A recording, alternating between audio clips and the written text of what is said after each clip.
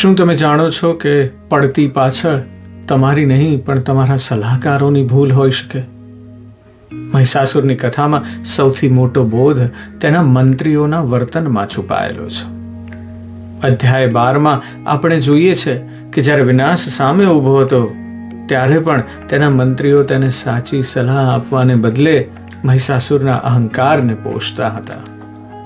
આજના કોર્પોરેટ જગતમાં કે અંગત જીવનમાં પણ આ જ સ્થિતિ જોવા મળે છે. આપણે એવા લોકોથી ઘેરાયેલા રહેવું ગમે છે આપણને કે જે આપણી હામાં હા મિલાવે. પણ યાદ રાખજો, જે મંત્રી રાજાને સત્ય નથી જણાવી શકતો તે રાજાના પતનનું કારણ બને છે. મહિષાસુર પાસે બળ હતું પણ તેની પાસે વિવેક ધરાવનારા સલાહકાર નહોતા.